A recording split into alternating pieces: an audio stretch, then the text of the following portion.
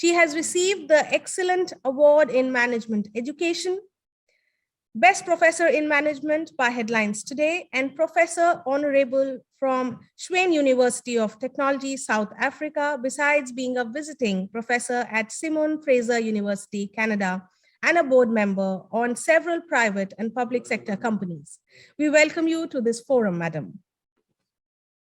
Also joining us on this panel is Mr. Roy Lai, President, Singapore Training and Development Association, who will be moderating the session as well.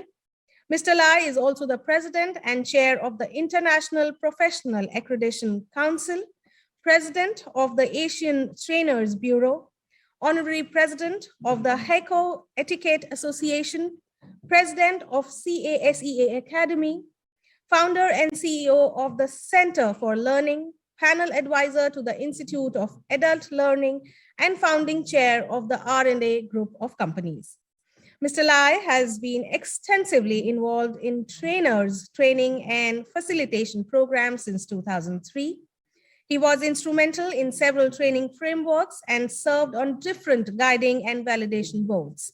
Mr. Roy has also been involved in the initialization of trainers network, communities of practice, and special interest groups for training and facilitation practices. Over to you, Mr. Lai, for the panel discussion. Okay, thank you very much. Ladies and gentlemen, can I first request you to do this? If it is convenient for you, let's turn on your camera. If it's convenient for you, let's turn on your camera. Okay. And at the count of 3, I'd like you to wave to everyone on your screen to say hi to everybody. Can we do that?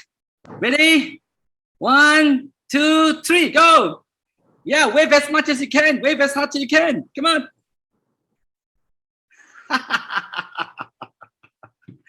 Thank you very, very much. You know, good morning, good afternoon, good evening, good night, from wherever you are from. We had been, for a while, half physical human, half virtual human.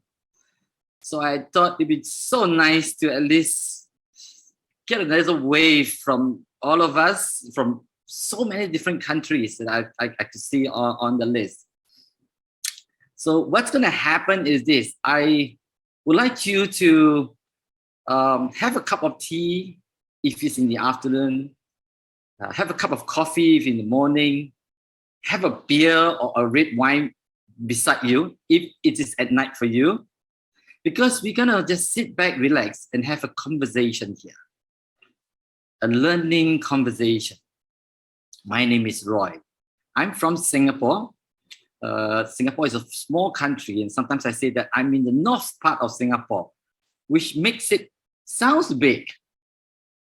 So we're going to kind of like dialogue a little bit on agility in organizations, in the different economies, the developing economies, or even the emerging economies. And from there, I would encourage you, if you have any input, just go ahead and key in the chat. We're able to assess it. We kind of like spend about half an hour having a dialogue and maybe inviting you into the dialogue, you know, through your chat. And then we end up with some conclusions that follow up with question and answer. I just wanted to also say that we are in this very unique situation. Okay, today is the curtain raiser. You know, the curtain is slowly lifting up. Mr. Rajan, slowly. Okay, and I'm so excited for the curtain to be entirely lifted up, because I'm so waiting to come to India in the next our next conference physically. And drink my favorite masala tea. I can't get enough of it, you know. It's an addiction, my dear friends. So the next time I come, I must remember to buy some back. I missed it so much. We have in our honor Professor Kanika and also Sir Janaprith. Okay, now I want to explain a little bit. Janaprith kind of contacted me a while ago and said that, look, the rain is horrific and we have floods and stuff like this. And so he's kind of like stuck on the road and couldn't get onto the camera. But you know what? He said this, agility. I'll still do it.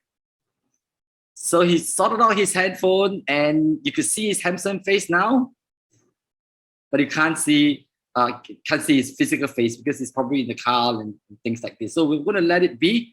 Janaprith, I'm going to be having you on here together with Professor. Yes, thank you, Roy. Thank you. I'm very much there with you. Unfortunately, I cannot switch on the camera, as Roy said. And they are very much with you physically and virtually to have a discussion and have a learning experience with each other. Yeah. And when we were talking about it, we say, you know what an agility we have to handle. Yeah, that's the best example. I told Roy, this is the best example of agility because I'll be half an hour late getting to my destination. And then I said, don't worry, Roy, I'll join. And that's exactly what we are supposed to discuss today. So we have proven a point. We have proven a point, my dear friends, that not only by talking about it, but actually doing it. Yeah, actually happening it. Happening, that's right. Yeah, that's right. Yeah. So I mean, Janaprith has got some alliance with me. I'm also in the Singapore Association, Scout Association. But that, despite the fact today, he is also sitting on a board, of another institution, Janaprith, right?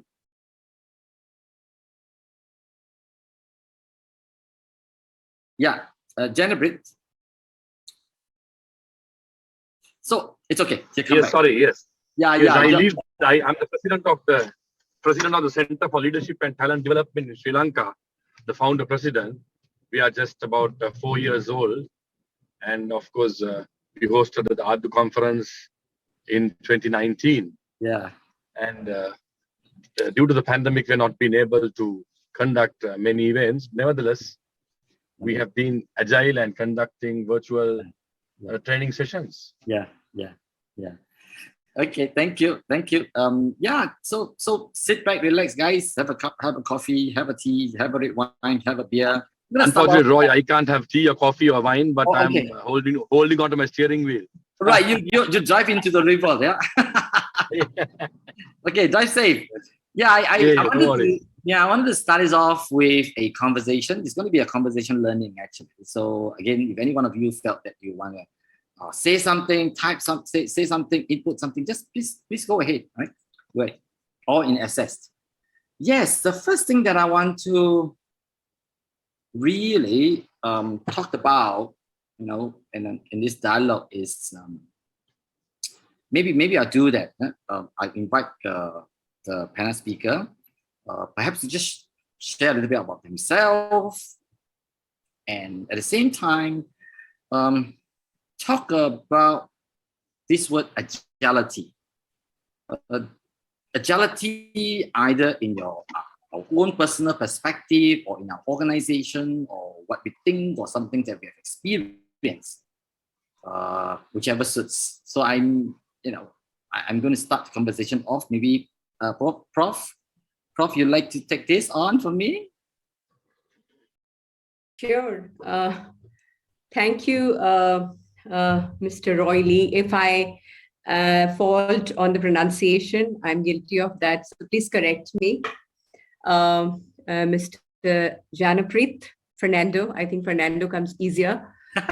Good, you did it well. You get 95 marks. Thank you so much. That's the highest I've gotten ever, Oh, so great. I'm totally thrilled with that. That's really pleasure to be a part of this panel. And of course, good evening, everybody. Good evening, good morning, good afternoon, whatever holds true for you, that's what it is, everything good.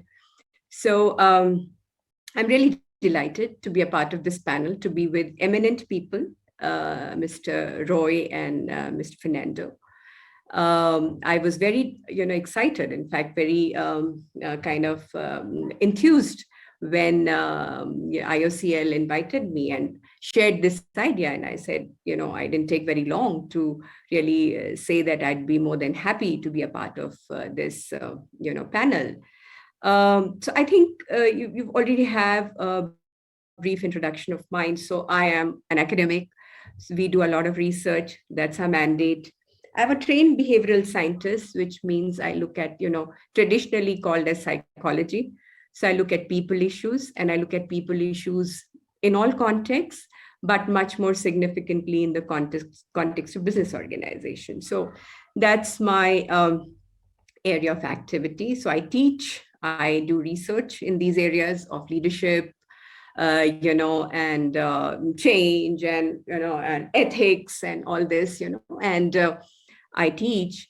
But I must say that what helps me really in responding to a client system, and our client systems are two, one is the academic and the second is the industry, is my deep association with the industry, which I developed only of late, and by way of various projects, consulting, your training programs, and being on the boards of, these corporates of all kinds, public sector, private sector, finance, and chemicals. And so, that is, one experience which really kind of helps me, traverse the path between practice and theory. And believe me, it's not very different. Though a lot of people say that it's all theoretical, it's pie in the sky.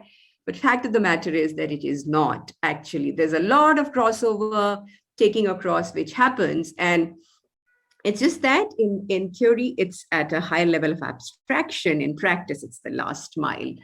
So, in short, that's my, background. So expect a lot on people issues, HR, design of systems, and resistance to change, and all these from me as we move along in this conversation. I do hope to, because, that's my professional hazard. That's where I come from. I hope I'm able to set the expectations right. And I do hope that I'm able to, make some contribution to the discussion today. It's very difficult for teachers to talk to a screen, honestly speaking. We are so used to having live audience who are kind of giving you signals all the time. So I would be more than happy. You are so used, or we are so used to flesh and blood, huh? Absolutely. More than the flesh and I'm a psychologist, so I go more by the facial expressions, the body language. Yeah. And, that tells you what is happening in the classroom. But so that said, I think we've been doing this for over a year and a half, so they're kind of getting used to it. So why I said that was, please feel free to, if you want to interject. I'm okay with that too, though we'll have a question answer session later on with the audience, but I'd be more than happy to do that. So that's one. Okay, now I think you asked me a very difficult question, Mr. Lee. I mean, define agility. How do you define something like agility, which is a mother of all, terms? But I think we'll just stick to the, to the dictionary, meaning, which is, quick, agile. And agile is agility, quick, and, quick response, fast, immediate, those kind of, so obviously that's what agility is all about. Yes. And actually I'd heard of this term first time when I was listening to the cricket commentary, because there were these fielders on the cricket field, and the commentator would say, he is very agile. And I'm talking about my school days, by the way. Yeah. So agility and that sports is so closely related that, it talks about quick, immediate, that fitness. There is this notion of quick, there's this notion of being very fit, be it the individual, be it the system, or be it the organization. So for me, agility is being very nimble, very quick, and very correct in you. So quickness is only as good as the appropriateness of your response. Yeah. So it's just not, reacting quickly without thinking. Just because you're supposed to react, I think what is very important is to figure out what is the right thing to do at the right time, in the right manner, so that it has, the impact that you really want to have. through that action. So, I mean, for agility, I would like to add a caveat here that, it doesn't mean that you just react very quickly at every single point in time. There is appropriateness of the response, which is also very important. And every response takes a little bit of time to formulate. There is that human cognition that goes behind the response formation.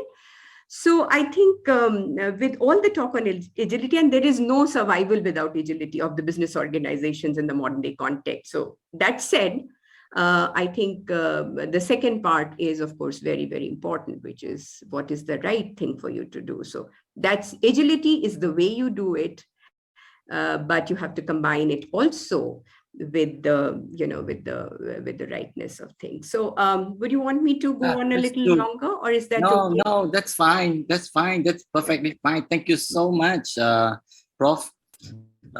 Yeah, I also think that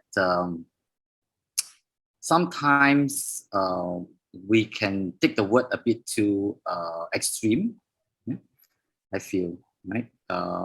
And at times we may also be stepping on the wrong footage. That could also be a danger. I think so. Yeah, I think so. Yeah. Okay, brother Janaprith. Yes, Roy. Like to share, a bit about yourself, maybe a bit on, your experience and exposure with Yes. agility. Yes, Ayubowan from Sri Lanka. Ayubowan is the greeting which says, Ayubowan. may you live long. Ayubowan. Ayubowan, yes. That's right. That's like Namaste in India. The meaning of Ayubowan is may you live long. So that's how we greet others when we meet. And then that's the way we say it. But to all of you, good evening, good afternoon, good morning, wherever you are. I'm most delighted to be with you this evening in Sri Lanka, from Sri Lanka, and it's addressing you and discussing with you on this topic. But before the topic, I would like to just introduce a bit more about myself, because I'm a practicing lawyer. I practice from the Supreme Court right down to the labor tribunals. I have my own chamber with lawyers working in the chamber, and then we do mainly counseling work, that is appearing in court. Some of you may be familiar with the word advocates or barristers. So we are attorneys at law in Sri Lanka, equivalent to that. And that's my permanent job. In addition to that, I also advise several INGOs and corporates on legal matters and also appear for them in their cases. I also take an active role in the lawyers associations, that is the Bar Association of Sri Lanka and the Colombo Law Society. I'm also honoris causa member of the Colombo Law Society. I wish to talk about that because of the agility, the agile framework which we introduced in the last year in the court premises, and also as mentioned by Roy, we are both in the Scout movement. I serve as the Chief Commissioner of Sri Lanka Scouts. I was a member of the World Scout Committee and several committees in the past. And that's my hobby, and my pleasure and leisure work is to serve the Scout movement. So speaking on this agility, today, agile and agility has become one of the most popular words, not only amongst many, but amongst many organizations in order to develop their businesses. For organizations to conduct various workshops, conferences, seminars, it's mostly focused on agility. And I must say that the entire world with this pandemic, little realizing how agile we were, everybody was able to adapt to a new system of work. And I think almost 75% of the world, the corporate, the INGOs, even the school children adopted to a new system, and they were very agile. As mentioned by Professor, she learned the word agility or agile being on the cricket field to take the right catch or to make the right move at the right time. So this is what exactly agility means. And I think all of us, after about a week or two of getting introduced to lockdowns, became very agile, and then started adopting various systems. We started putting into place various systems to ensure that the work continued.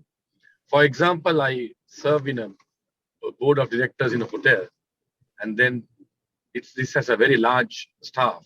And with the lockdown, of course, as you know, there is no staff requirement because there are no guests in the hotel. So the senior staff, the management staff, decided to take only 1/3 of their salary so that they could support the others with the balance.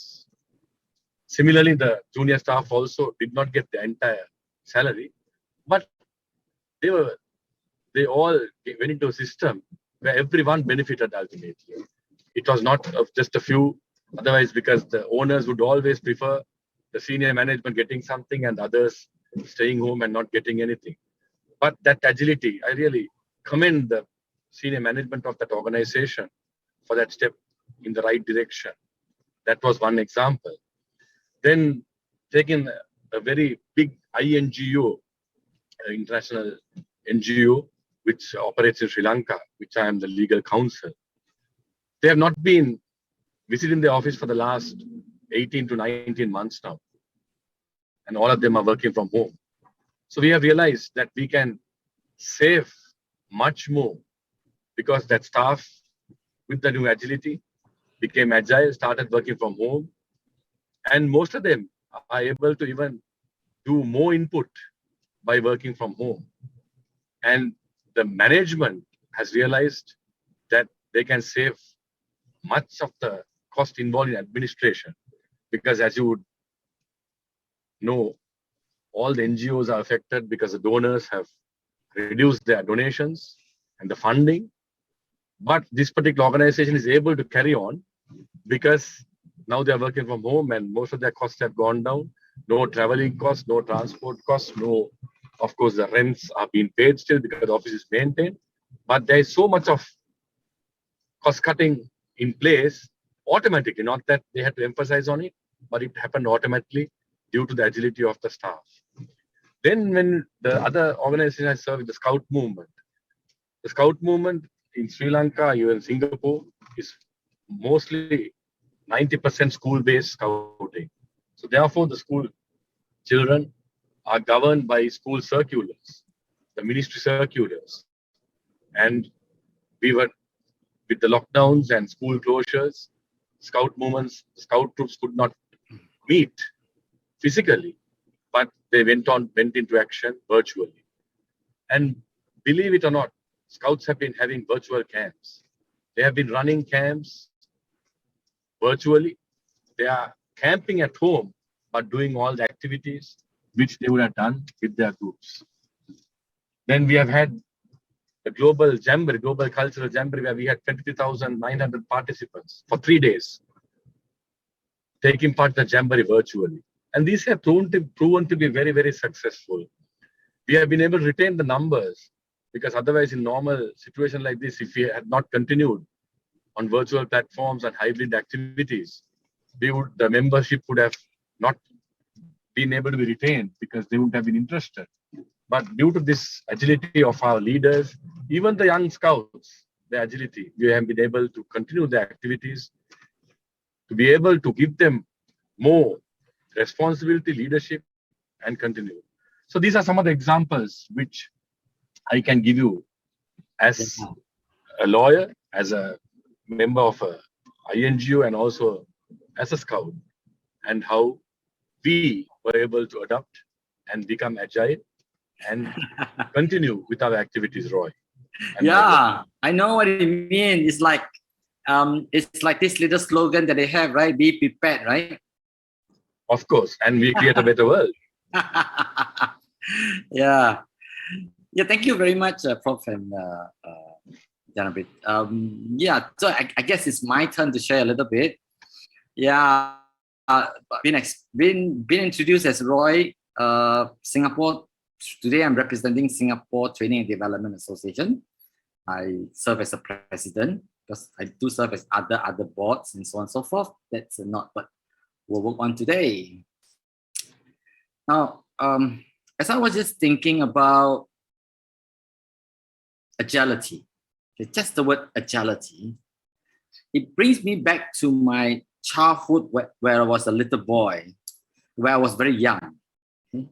No, I'm still young now though, ladies and gentlemen, because I have a spectacle with me. You see this one? Right? But I often refuse to wear it.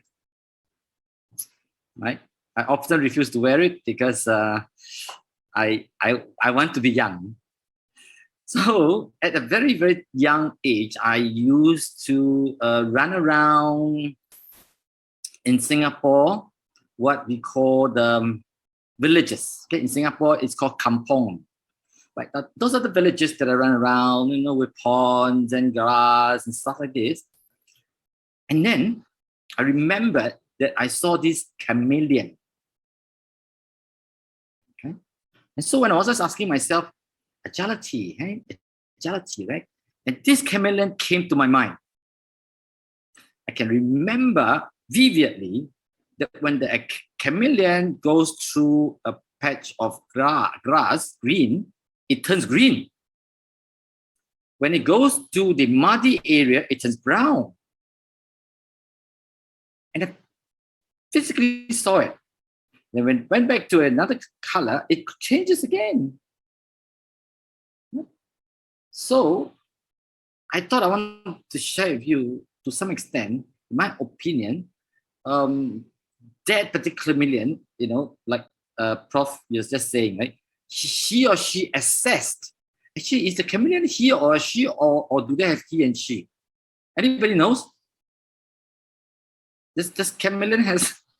Let it be gender neutral. At least one thing is gender neutral, no? Yeah, gender neutral. So it's everything needn't be. Because the moment you have a she, there will be a lot of baggage which will come with it, right? Yeah. And no, he's a he, is a she, and he's a he. Yeah, so you know what? They you know, like what Prof said, right? They change suitably. Right? That again adds on to what I just, you know, that just came to my mind. They actually change suitably. It depends on the situation, and they change accordingly. At the right point, doing the right thing. Okay? So that's what I added it on. Yeah. And if any one of you feel that you have, you know, anything that you want to share about this little thing called agility, please put it on the text. We'll try and capture them. Yeah, the second thing that I want to dialogue about is what are some of the factors? What are some of the things that we need to take note of in terms of organizations needing to be agile?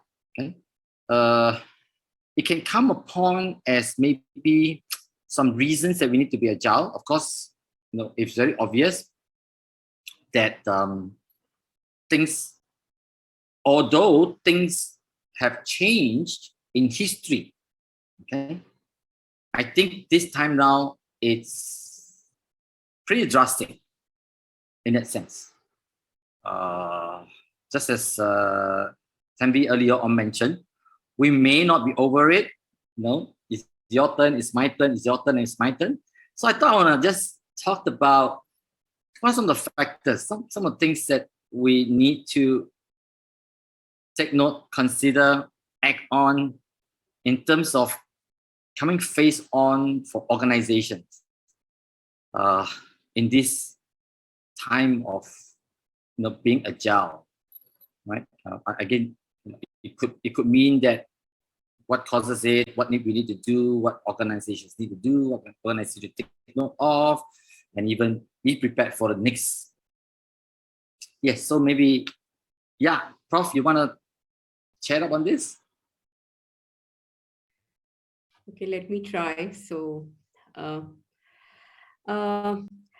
you know, I mean, I always begin with caution. I'm very cautious, you know. So, see, one thing that one has to keep in mind, that, you know, when you look at business organizations or any organization for that matter, I think one of the major objectives, of course, they want to do the right thing, but they want to do it in such a manner that it's efficient, which means that efficiency means that the time, the cost, and everything else is kept at its optimal level. In fact, minimal. Efficiency would say that you keep it minimal. So the first point that I would like to make is that agility comes with a cost.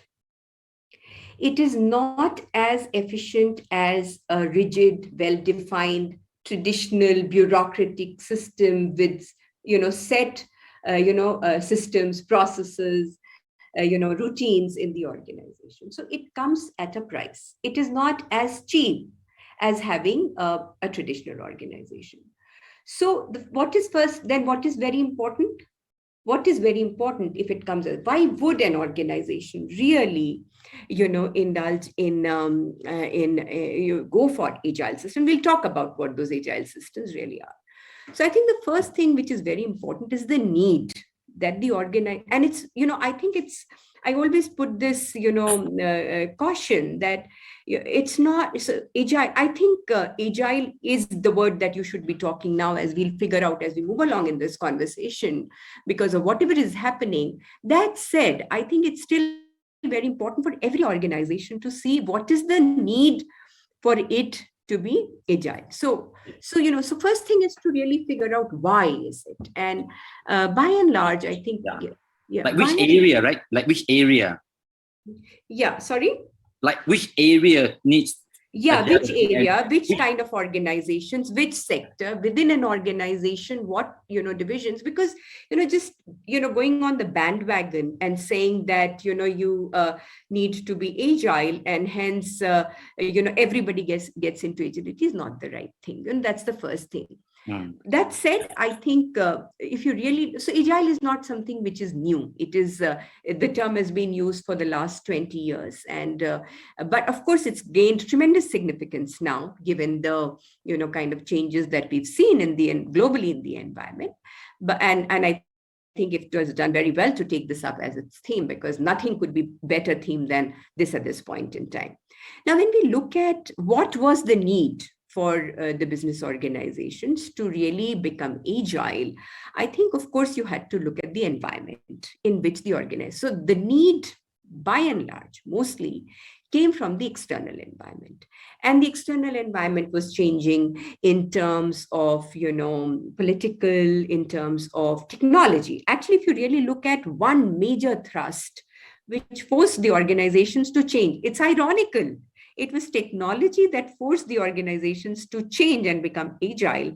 And it's the technology which helped the organization being, agile. So if you look at Mr. Fernando, agility is coming from the technology, right?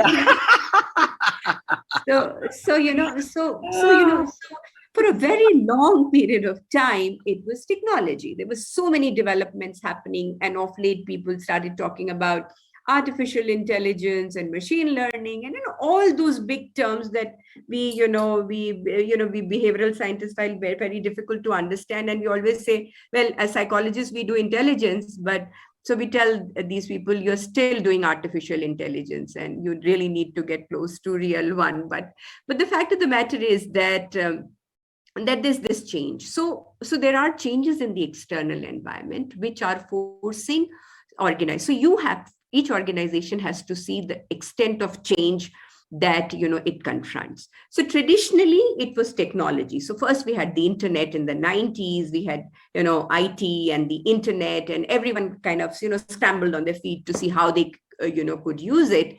And now there has been this talk of artificial intelligence and all these things, how you incorporate, because your competition is doing it, so you're supposed to do it too. So there is that pressure from technology. But what has really compounded and accelerated the growth, exponentially, is the add-on of the current pandemic. So I think, though we were talking about, so on one hand, there is technology which is kind of forcing you to change. On the other hand, there are these, work patterns, belief systems of the organization, the value system of the organization, of the people in the organization are also changing. So I think Mr. Fernando gave excellent examples of agility on the part of organizations where the top management took pay cuts, but it wasn't. I also know of several, organizations where the top management took the pay cut. Even if there was a job cut, it didn't start at the lower level. So you did see a lot of empathy, you did see a lot of concern, I think, which was very positive, agile response on the part of business organizing. Otherwise, this could have been the time for major layoffs, because there was no business, and you could just have gone ahead and reduced your, wage bill. But I did see, so agile response has been a lot in terms of course, use of technology. And, you really can't deny that. But also, that sense of prioritizing. I did see a lot of hardcore business people who could only look at quarter to quarter results, and the only thing that mattered was, the balance sheet. And I did see a very human side of these business leaders. So I think for agility to really happen, there has to be this dire need, because it comes at a cost. And only when you know that the benefit of being agile is going to be more than the cost, we are all rational people, would and should you actually go in for agility. And like, I think, I don't know whether I can call you Roy. You're young. Roy, yes, call me Roy, please. Roy, yeah. Yes, I am your younger brother. Yeah, yes, I know. Yeah, you can call me elder sister, which we call Didi in India. Didi, so, yes. Elder sister. Happy to be that. I'm a very controlling sister, so yes, prepared for that. I need some discipline. Oh, I'm very good at that. You've asked for it now. Yeah, very Indian, we develop relationships wherever we go. We make brothers, we make sisters, we uncles, aunts, Very That's true. so beautiful about Very our culture. Very Yeah. So the point that I was making is that there has to be, there is this need, which generally comes from outside the organization, right? That you have to see what is happening, in the external environment, and how do you really, respond to that, So, and I think the example that Roy gave of chameleon, though, it has a negative connotation, but I think if anything explains the process, it is that, it's so automatic. So there is this notion of, quickness of the response. It is so automatic that seamlessly the change happens in the way the chameleon really adopts to the, and I was really, struck by that example. And the best of organizations would like to have those kind of systems and processes within the organization where it's seamless. It's very nimble. It's very quick. Yeah. Without disrupting the system. Yeah, that's wonderful. That's a good add-on, huh? That's a good add-on. So that's how, if you really look at, so you have to keep in mind that the conditions for agility have to be there. Like, Roy said, that it could either be different, so every sector is not impacted as much by, I have lots of examples of companies like GE and Adobe and all, which are very agile. They don't have a choice. But I still have some examples from some traditional manufacturing companies are not as agile, and they're not supposed to be that agile. So first thing that you need to do is, what is the need for you to be agile? What is the strength of the need to be agile? And within the organization, are there some systems or departments or sections which need to be more agile than the other? Okay. And then do a due diligence within the organization. So I think it's very interesting. You know what, sis, Didi? Yeah, you know what? It's really interesting when you mentioned this earlier. It caught my mind that is actually all the while, despite the need and everything else, actually we already needed agility. It's just that the current situation escalated it. Okay, that's one point. Yeah. And I thought maybe I should also request you, maybe the next sharing, is what psychological impact we have to be aware of. I think that would be something we want to hear a little bit from you, or what psychological items should we take note of as we moved on? Because I think that is something that you may have, some inside input for us, okay? But I'll go on to Mr. Janaprith. Now, Mr. Janaprith, to let you know, guys, he's in his room. Although you can't see it on the main screen, he's still having his uniform on him. But you know what? In the speaker's room where he's seated, he came in this way. I think he's all wet and soiled with all the rain.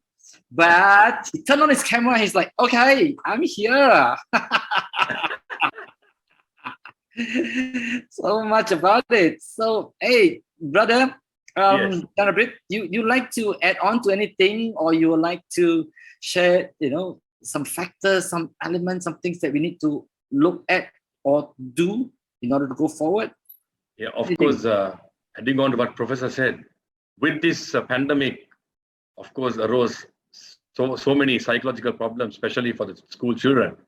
As she very rightly said, she's not used to looking at a screen and addressing, but she's used to looking at human beings or faces and addressing.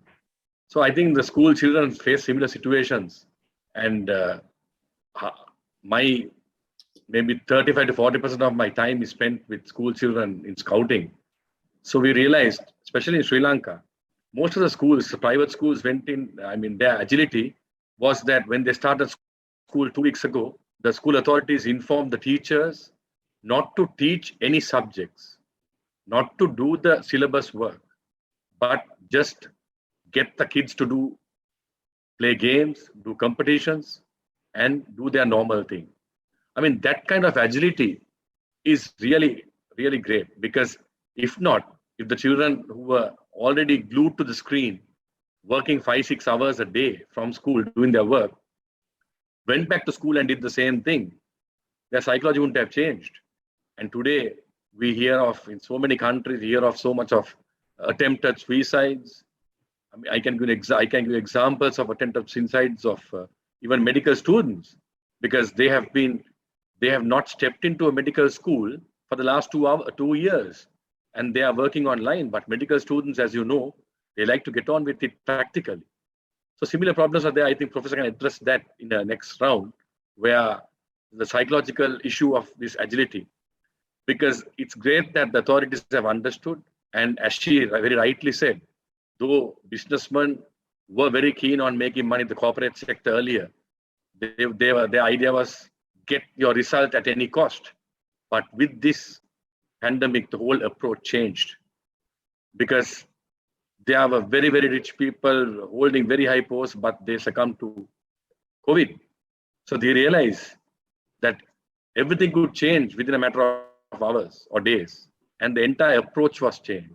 So most of the corporates also became very agile and changed their way of doing business, and gave more preference, more occasion for their staff to be able to do their work at their pace.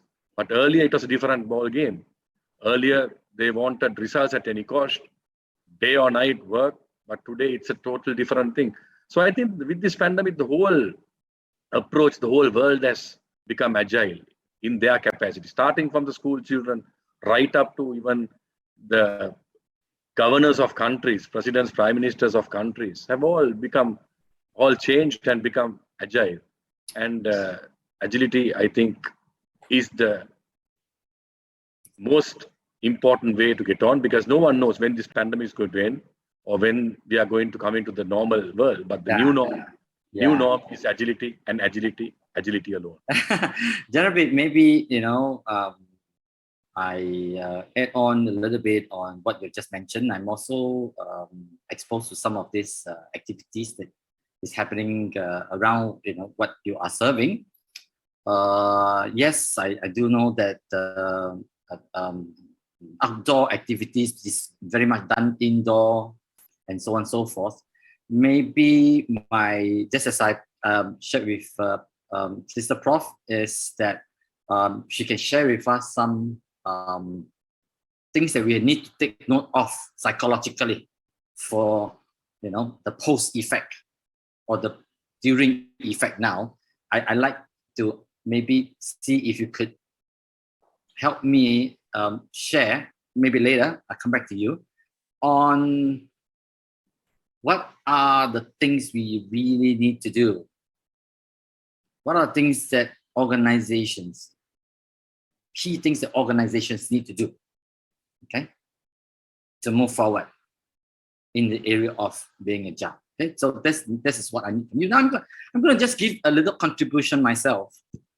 As my sister and my brother was sharing, I would like to share a bit about Singapore.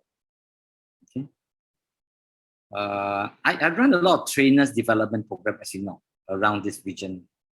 In fact, my last time that I went to Colombo, I stayed in a very beautiful hotel called Cinnamon Hotel. Yeah, and I was running trainers workshop. So I focus on, learning and development workshops for learning and development for professionals, basically. And so in Singapore, when we used to say this thing called change management, well, a bit of agility, right? And when the COVID hit us, I must be honest with you, okay? I must be honest with you, because Singapore seems to have a perfect system. And the perfect system was so perceived that the COVID will be controlled and gone. Do you know that?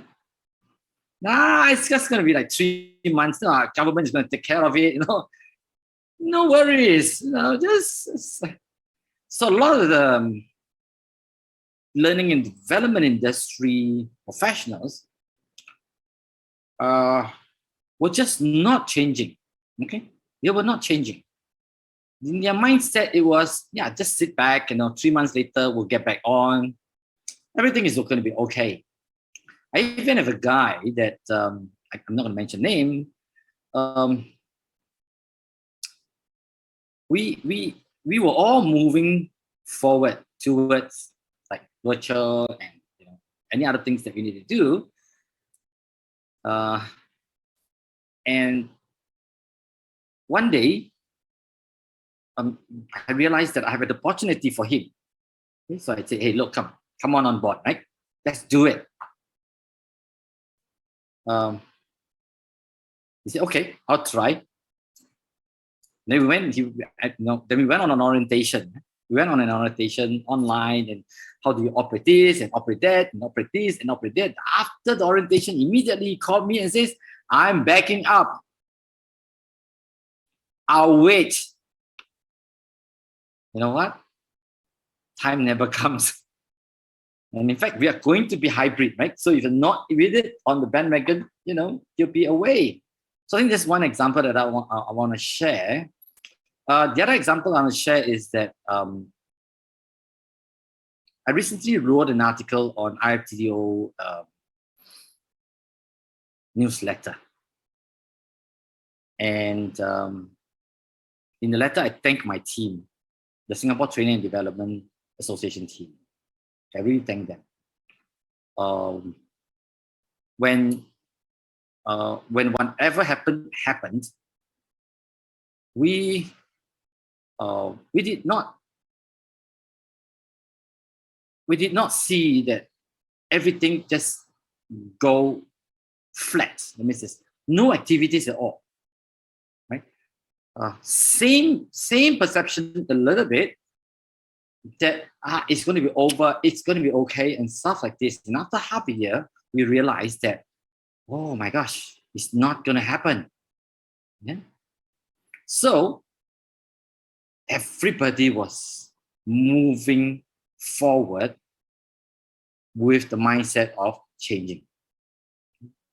So today, in a very short period of time, we've came up with a portal that goes from micro-learning to asynchronous to synchronous to VR learning, to MR learning, and it's all up. So I think that the people that we are working with is one of the major factors that we have to consider whenever we need to make the changes like the chameleon, in that sense. So that's my little contribution here. Now maybe I go back to Sister Prof on the psychological part of things, in terms of moving forward, agility or changing. Yeah, okay. I think very interesting, and I got a lot of points after listening to both of you in terms of what I could say. So I think I would like to structure this a little bit more. So when you're looking at the psychological reactions of people, I think we are focusing largely on the pandemic. And whatever I say would be on the changes brought about by the pandemic and the kind of impact that they've had on, people's psyche. However, agility, like I said, is also required in the wake of technology and, business strategies changing. So we'll talk about that a little later. So one side is the people, and the second side is the organization. Now, I think a lot of studies have been, conducted on, on how people felt. And it got me thinking, actually, I wasn't planning on talking about pandemic in particular, but agility in general when organizing, but we'll come to that in a bit. Yeah. So there were, people were, on in a lighter vein, in India also, we thought initially that this another thing which will pass in 3 months. We had the government, but above all, we had God. We have great faith and we know that always there, Almighty is always there, so nothing will go wrong with us. So I don't know whether you've heard of a joke when a Russian visited India. So he says that before coming to India, I mean, to cut a long story short, he said that after coming to India and seeing the way things work, I've actually started believing in God. Because it has to be the hand of God, which no, but that's on a lighter note. But that was the kind of, so people actually, so why did this happen? Maybe the traffic, Professor, no? Maybe in the traffic. Traffic, yes, traffic. It was and honking, and the way people honk, it's yes. So, and crossing the road. Yes. Honking God has is to be a there. very, honking has all emotions. You're angry, you honk. You see a friend, you're very happy, you honk. You just want to say hi, you honk. So, you have to decode. You have to really decode what is the emotion depending upon who's honking. So must have been that experience. But that said, so why is it that people actually believed? Is because psychologically people are not very comfortable with this reality that, there is uncertainty in terms of their life. I think if there is any fear, which is beyond all fear, is this uncertainty. So what really happened and you can't live with that kind of fear for very long. Psychologically, that's not a stable state. So what was happening during the pandemic was that there was despair, but people would go back to hope. Psychologically, they'll kind of train their minds, this will not happen to me, this will not happen to my family, this will not happen to my dear. So there was tremendous movement between hope and despair. And so there was despair, which was by way of your own health, your family's health, and also despair by way of what will happen to you at work, because business is not happening, so what will happen to your job? And so there was this sense of anxiety, this sense of, uncertainty, and people psychologically kept defying that. So I think what was very important was for the relevant stakeholders to really address this, notion of anxiety appropriately. And at the workplace, I did see that a lot of, business, like I told you, that a lot of business organizations actually handled the anxiety in a very positive manner, though it was not expected because the business was going in red. So, they kind of, I know of practices where they had, they pulled in money for COVID treatment. Business organizations had pulled in money, that all employees would pull in little money. And in case there is need for any one particular employee, they would put, the bill. And I know several such organizations where they did it. Wage cuts and pay cuts. The top management took most of it, and they didn't let it pass on. And then there were a lot of, I think IOCL did a lot of exercises. They were really doing these, motivational, these connect kind of exercises to let people know that they're there with them, and they would stand by them in tough times and so on and so forth. So basically, it was a time of anxiety where you feel threatened all the time, but psychologically you move. So that was one, and I think the business organizations did respond to addressing that anxiety, rather. So there were mental health issues as well, so because that's why, I think Mr. Fernando mentioned that, there were so many suicides, even of the doctors in Sri Lanka. So even the sturdiest of the lot, who probably knew everything about everything, could not, could not resist the pressure of being. So there were mental health issues because of the uncertainty to life, one, and uncertainty about the job. So your life and livelihood both are threatened. And, that kind of creates that tension. So, but I think all said and done, I do think that, the pandemic was, difficult. But I think, like Mr. Fernando said, that this is also the time, this may be the time for us to correct a lot of things that we were doing earlier, but we're very reluctant to change because, change is very difficult. But now companies could go back, look at what systems, what processes, they could relook being more efficient, more effective, taking care of the people as well as the business. You have to keep in mind that business is equally important, because if business is not there, nobody would be there. So, so what is, important is to relook. Even if it's not brought in by the pandemic, if you think something could be changed, like, flexibility, people, I think, really value this flexibility in terms of being able to give more time to family, to their children, to, and while, working. And if organizations respect that and build that in their strategy to make sure that there is a balance, I think this would go a long way in helping both the business as well as the individual. So there are these issues of anxiety, mental health, which are big, and there are a lot of coping mechanisms. So I'm not getting deep into psychology. There are a lot of coping mechanisms that people indulge in. There is this, whole lot of reaction formation. There's compensation. So people do that, and and that's healthy in these cases. When they're not able to do that, they get into mental health issues and stress and all of that. So I think it was the anxiety which was. Yeah. Then there is the organization. We can come to that in the next round when we look at. That's right. The anxiety, I think I need medication soon. I'm also getting anxiety. Because I am what I call an active person. Yeah, I am a hyperactive adult certified. I can't be cooped up in a house for too long. So for this, it's really something that we need to take note of. So we'll come to the next one on this, and maybe to some extent, right? What should organization do with their coming back with the staff, maybe something that we want to end up with sharing, dialoguing. So yes, brother, what do you feel that it's something that we need to take note of, we need to be aware of, in terms of managing the coming agility situation or changes that is, coming along our way next? Yeah, I think we have focused a lot on the pandemic and the agility as a result of the pandemic.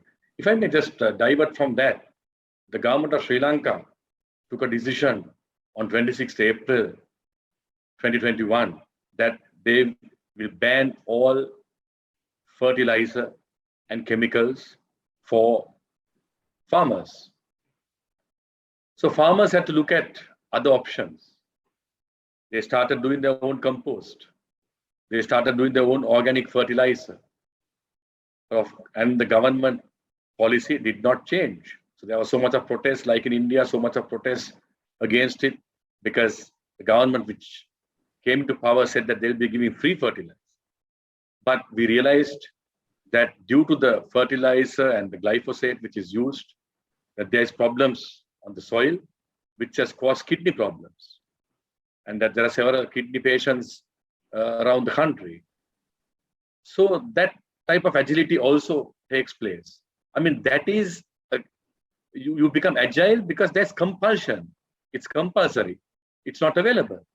But of course, needless to say, yesterday, the government had to withdraw that gazette and say the private sector can import, but the government will not import fertilizer, chemical fertilizer. Because the government also became agile. They realized that the farmers cannot cope with it, that there wasn't sufficient compost and organic fertilizer. So that's another way of becoming agile. So if you only focus on the pandemic and the agility after the pandemic, I think, as Roy said, we'll have to all take treatment.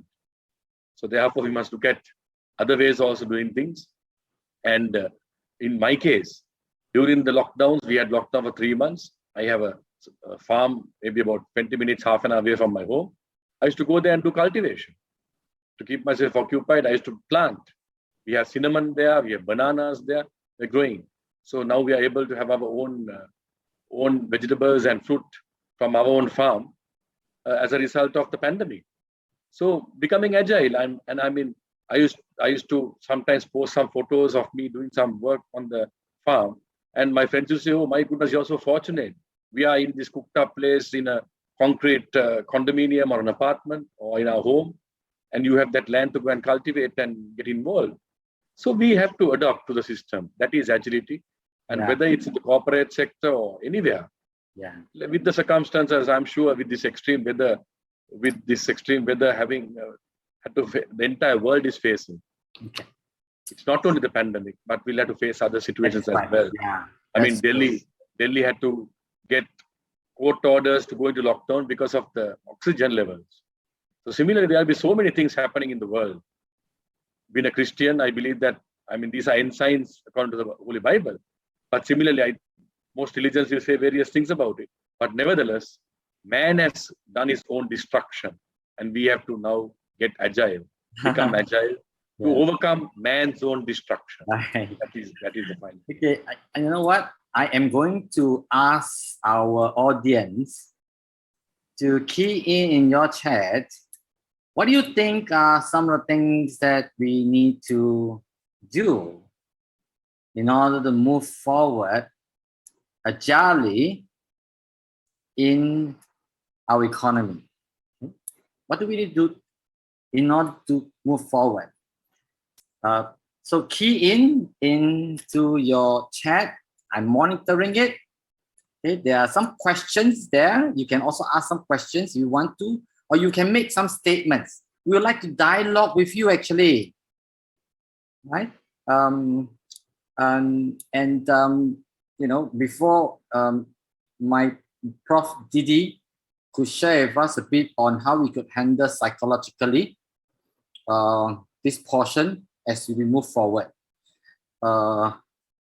Actually, Prof. Didi, there's actually someone that wrote this, okay? Someone that wrote this. Prof. Kanika Didi. Agility is mismatching with the organization's goal and individual goals. Any points on it? No, I think that's a very interesting question. What I get of it is that the individual and the organizational goals don't match. Is that correct?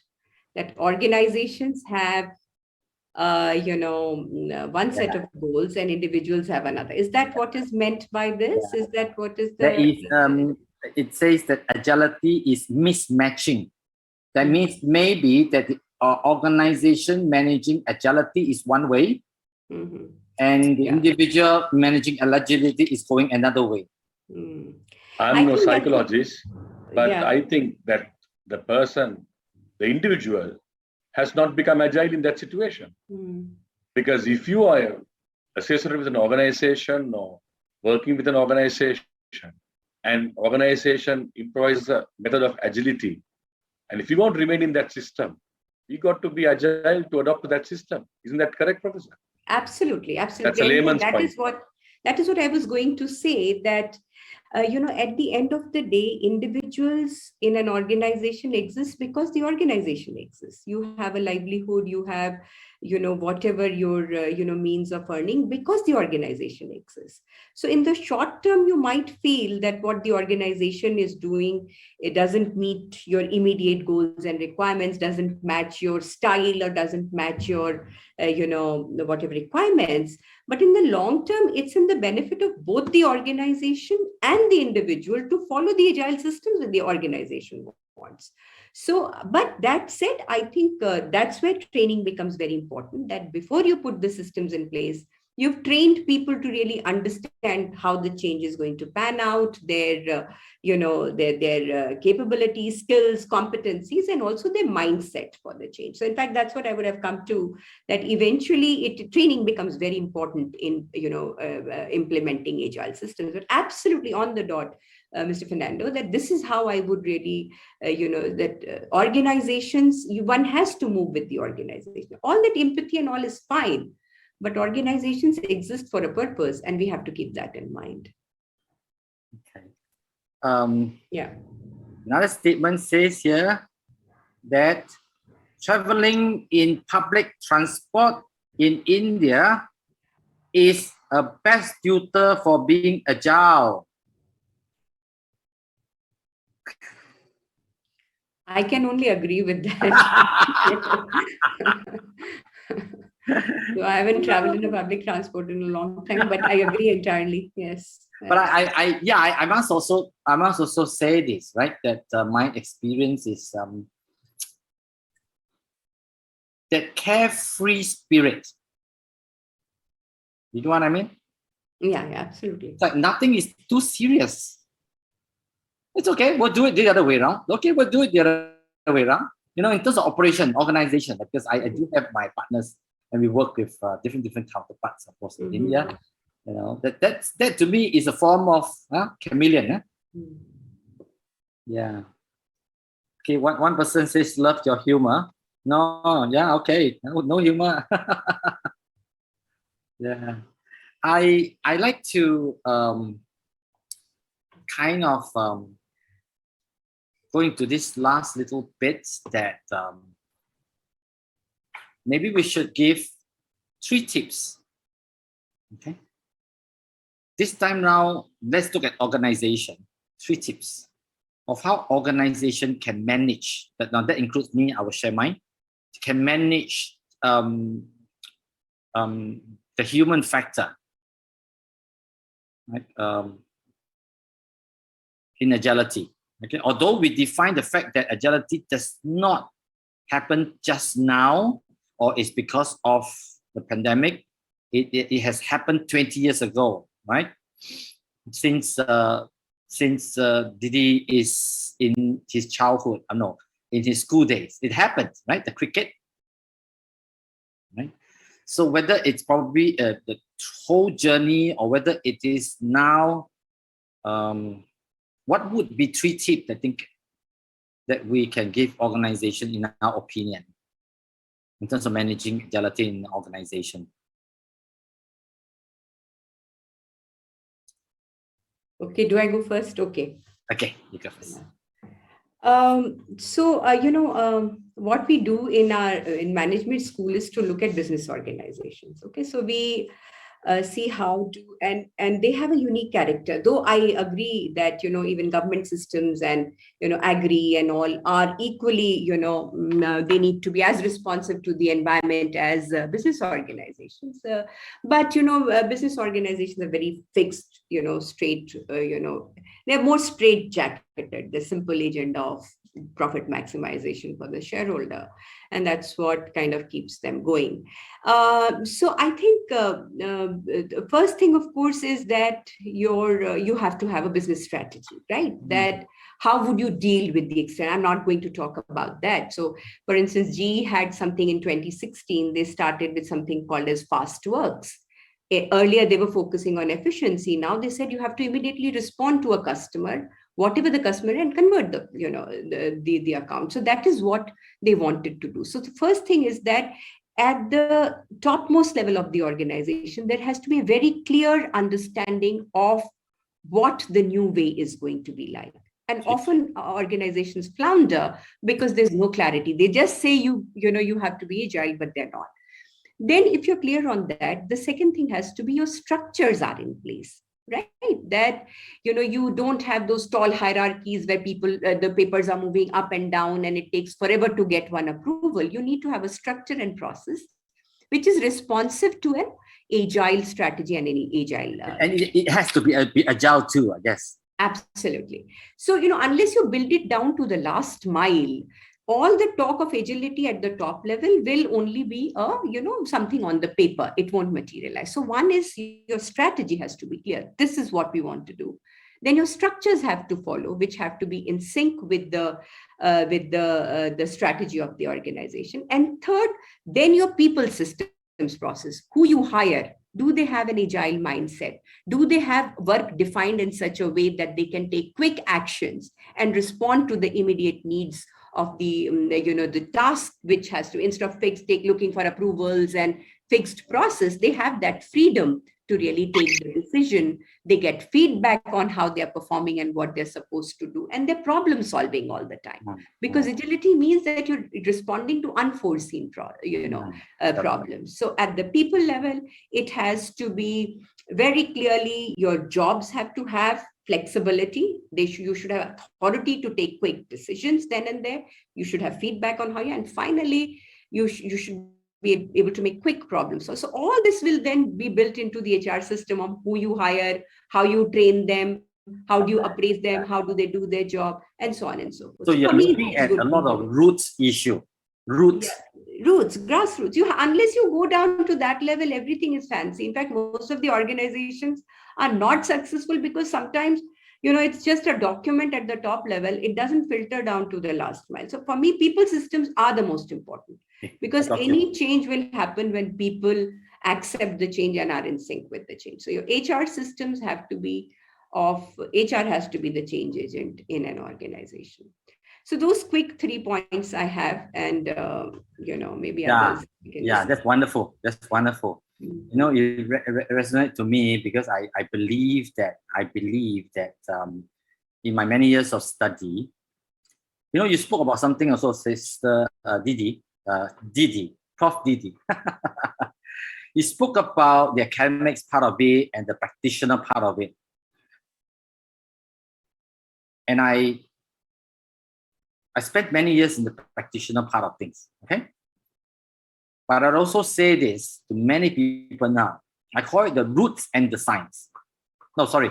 The roots, which is the science of it. Okay. And then you go into the arts of it, which is the plants. Right? So your plant can look very beautiful,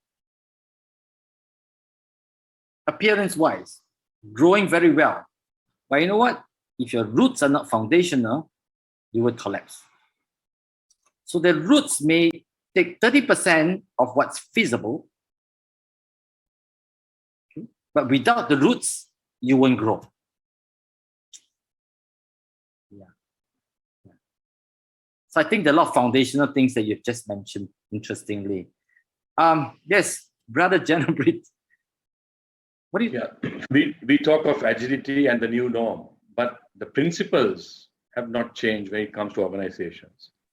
The first principle for a business organization, your customer is always right. Sorry, brother, I interrupt you for a while. I'm still trying to request everyone to try, and if you want to and you can, just type a comment or type a question now so that we can quickly go into answering any of your questions if there's any. Okay, just type comments, dialogue with us a little bit for the last bit, and we'll appreciate it. Okay, yes, sorry, I hand it back to you, brother. That's all right, Roy. So the main principles, though we talk about agility and new norm and changing all that, the main principle of your customer is always right has not changed, and that will remain if you want to be in business. So whatever agility we talk about, whatever the new norms we talk about, we must always remember that our customer is our boss. So if we remember that and adopt accordingly, then we can be winners. Also, as mentioned by Professor, paperwork, red tape should not be there anymore. Because today we have to be flexible.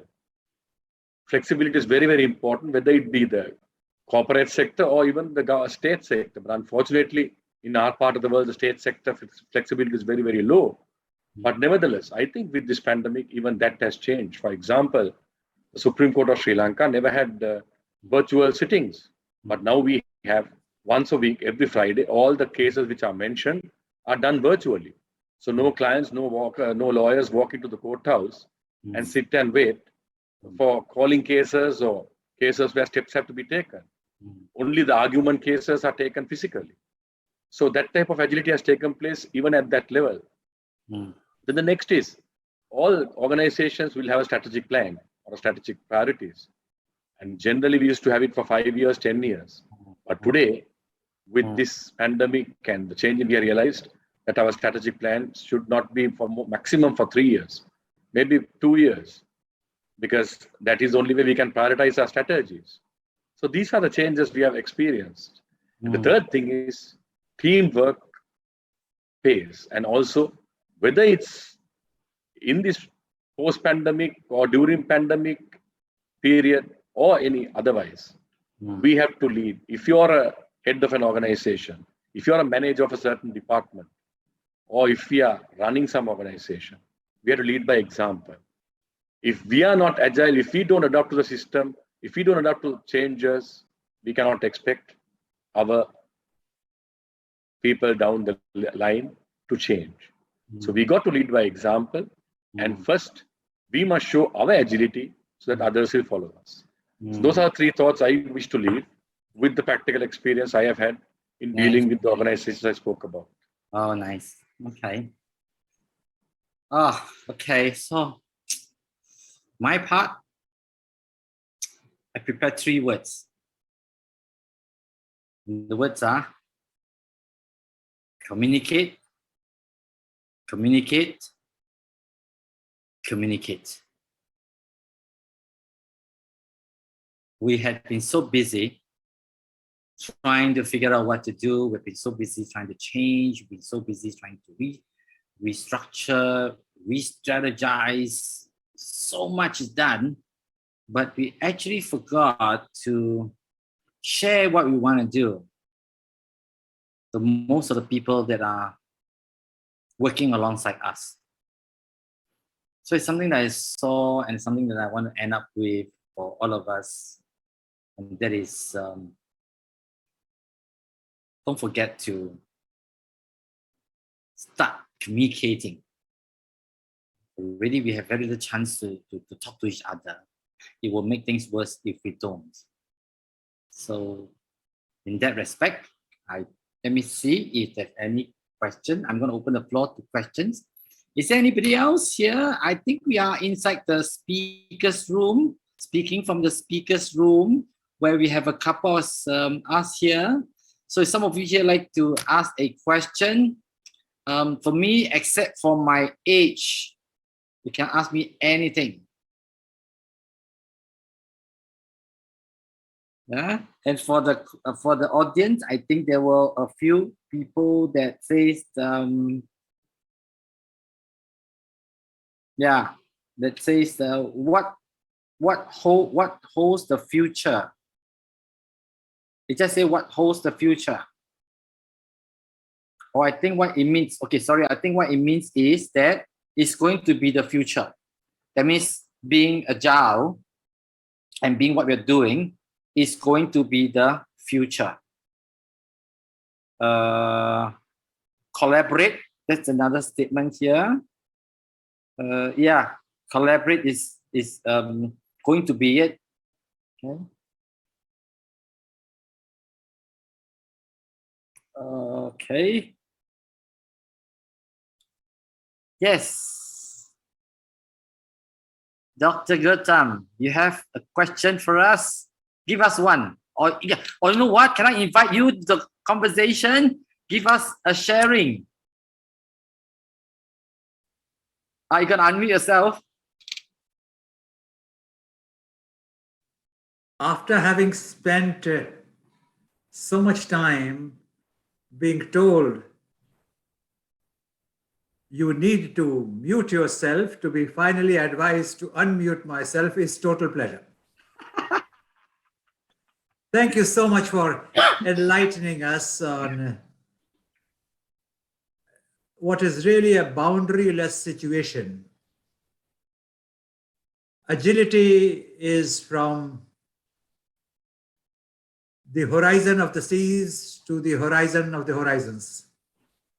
You people have wisely selected talking of agility. Janaprith in his inimitable way. I'm listening to Kanika after a very long time, and I can see she hasn't lost her touch.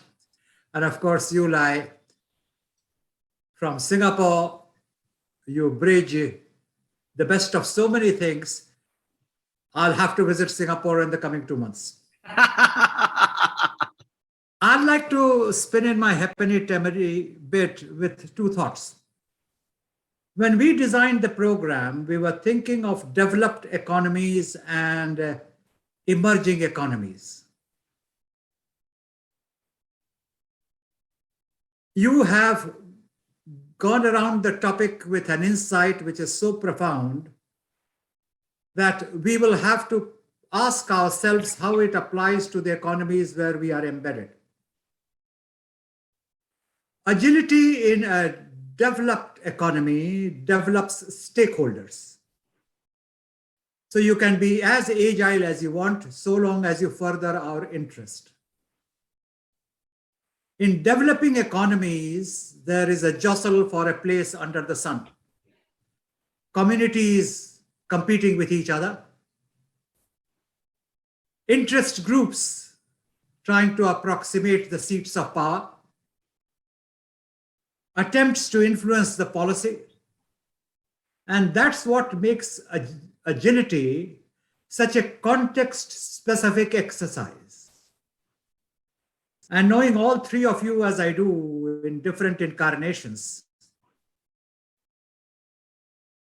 I was trying to listen to ask myself, is there anything about you 3 which I haven't known earlier on? And I can only say you have all 3 gone better since I heard you all talk separately and individually last. It has been a great pleasure listening to you. I think this is the beginning of a conversation which under the leadership of Dr. Ahmad Al-Banna, Mr. Ranjan Mahapatra, the works, the whole committee working together as a group. Chris McDonough, who I noticed over a period of time has the quiet Irish habit of never letting go a point, being very pleasant about it, but keeps on till the goals are achieved. And when I grow up, I promise I would like to be like Chris McDonough. Having said that, the purpose of a curtain raiser, my profession and my position requires me to listen to a lot of comments. Questions have been asked, how does a curtain raiser go for 2 days? And as somebody rightly said, the curtain is only rising. I think that's what you said. And it's about to rise.